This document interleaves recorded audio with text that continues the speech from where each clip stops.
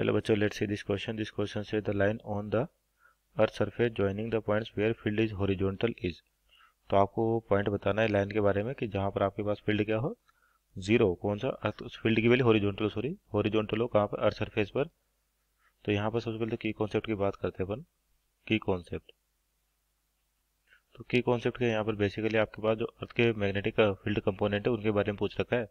और उसमें भी किसके बारे में पूछ रखा है, डिप एंगल के बीच में. Dip angle. तो डिप एंगल क्या होता है, देखिए आपके पास जैसे अर्थ के मैग्नेटिक फील्ड की बात करें तो जो होता है उसको अपन मैग्नेटिक मेरिडियन, एक प्लेन होता है जिसके अंदर आपके अर्थ का मैग्नेटिक फील्ड होता है. और एक होता है ज्योग्राफिकल मेरिडियन जहाँ पे अर्थ के ज्योग्राफिक साउथ और नॉर्थ होते हैं. तो अब मान लीजिए मैग्नेटिक मेरिडियन, इसको तो अपन कहते हैं मैग्नेटिक मेरिडियन.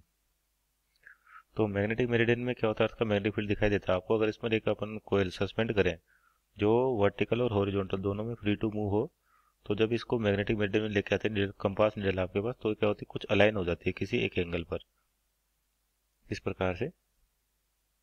तो ये जो आपके पास, ये जो जिस डायरेक्शन में आपके पास कंपास अलाइन होती है, इधर होता है अर्थ का नेट मैग्नेटिक फील्ड उस वाले पॉइंट पर. तो हॉरिजॉन्टल से जो एंगल बनाया जाता है उसको कहते हैं अपन डिप एंगल. तो इसी के बारे में पूछा है कि जैसे ये हॉरिजॉन्टल हो गया आपके पास, तो ये बताना है कि ऐसा उस लाइन का नाम देना जहाँ पे फील्ड की वैल्यू क्या हो, मैग्नेटिक फील्ड क्या हो, हॉरिजॉन्टल लेने की. जो बी नेट आपके पास इस तरह से एंगल पे दिखाई दे रहा है, ये आपको हॉरिजॉन्टल पे होना चाहिए. तो इसकी डेफिनेशन भी होती है डिप एंगल की, किसी भी पॉइंट पर जो नेट मैग्नेटिक फील्ड है वो अर्थ के हॉरिजॉन्टल के साथ कितना एंगल बनाते हैं उसको कहते हैं डिप एंगल. तो जैसे मान लीजिए अर्थ सरफेस हो गया आपके पास, ये अर्थ होगी अपनी, और ये अपने पास होगी ज्योग्राफिकल एक्सिस, इधर ज्योग्राफिकल नॉर्थ और ज्योग्राफिकल साउथ. और यहाँ पर होती है आपके पास मैग्नेटिक एक्सिस. इस प्रकार से जो ज्योग्राफिकल एक्सिस और मैग्नेटिक एक्सिस के बीच में आपके पास एंगल होता है. और ये तो हो गया आपके पास ज्योग्राफिकल इक्वेटर हो गया आपके पास. और वैसे ही अपने पास एक लाइन आ गई जिसको बोलते हैं मैग्नेटिक इक्वेटर. तो ये जो मैग्नेटिक इक्वेटर है आपके पास, यहाँ पर देखिए मैग्नेटिक इक्वेटर,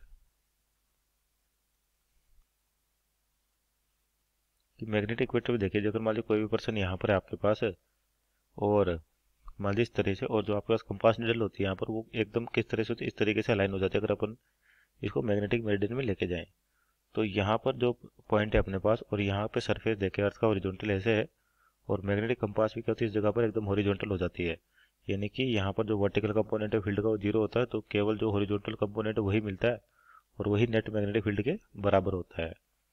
तो यहाँ पर यानी कि मैग्नेटिक वेक्टर पे आपके पास जो अर्थ का मैग्नेटिक फील्ड होता है वो हमेशा ही हॉरिजॉन्टल होगा, क्योंकि यहाँ पर वर्टिकल फील्ड का होता है आपका जीरो.